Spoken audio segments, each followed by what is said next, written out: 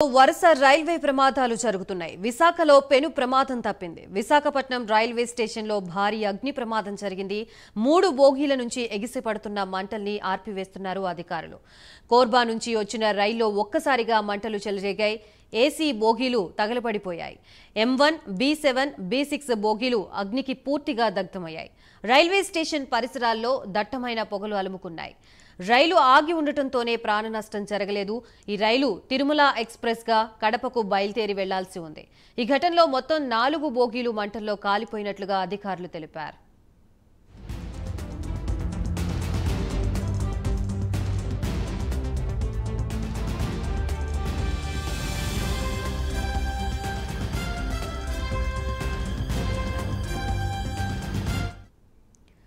Platform పై రైలు నిలిచి ఉన్న సమయంలోనే బోగీల నుంచి మంటలు చెలరేగాయి. కోర్బా నుంచి విశాఖ రైల్వే స్టేషన్ కి ఉదయం చేరుకున్న రైలు 4 నెంబర్ ప్లాట్ఫామ్ పై ఉండగా మంటలు చెలరేగాయి.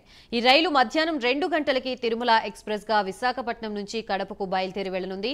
ఇంతలోనే ప్రమాదం చోటు చేసుకోవడంతో ప్యాసింజర్స్ ఆందోళన చెందుతున్నారు. అదృష్టం ఏంటంటే ఈ ఘటనలో ఎవరికీ ప్రాణ నష్టం జరగలేదు. ఎవరికీ ఎటువంటి గాయాలు కాలేదని అధికారులు తెలిపారు. ఉదయం 10 గంటలకు ఈ ప్రమాదం జరిగినట్లు అధికారులు తెలిపారు. తక్షణమే అధికారులు స్పందించడంతో భారీ ముప్పు తప్పింది. మంటలు మొదలైన తర్వాత రైల్లో ఉన్న ప్రయాణికుల్ని కిందకు దింపేసినట్లుగా తెలిపారు.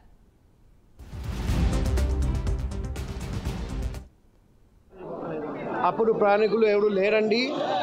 ప్రాణ నష్టం జరగలేదు. ఎవరికి గాయాలు తగలలేదు. ఇప్పుడు దర్యాప్తు జరుగుతుంది. దర్యాప్తు జరిగిన తర్వాత ఎందుకు షార్ట్ సర్క్యూట్ కాదా అని మనకు క్లారిటీ వస్తుంది. 7:30 పొద్దున 7:30 గంటలకు ప్రమాదం జరిగింది.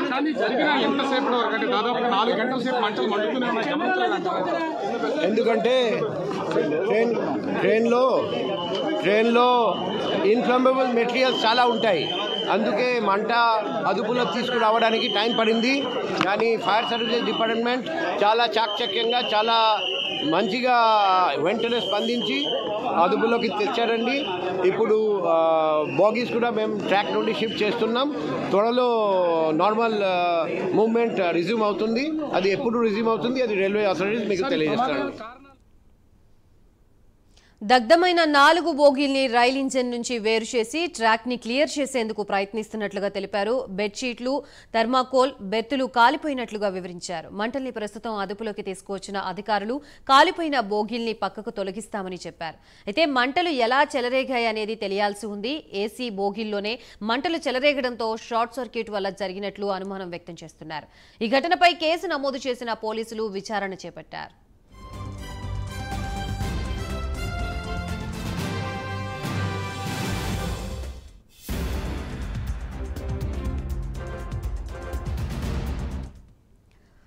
రైల్వే సిబ్బంది, విశాఖ పోలీసులు, అగ్నిమాపక సిబ్బంది 4 ఫైర్ ఇంజిన్ల సాయంతో మంటల్ని అదుపులోకి తీసుకొచ్చారు.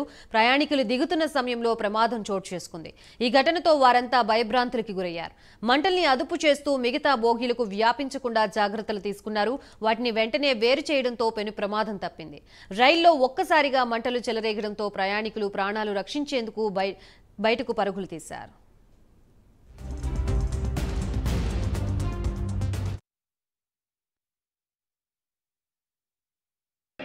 In the morning at 6:30 a.m., the incoming train of Korba Express, it came to Visakhapatnam station at platform number 4.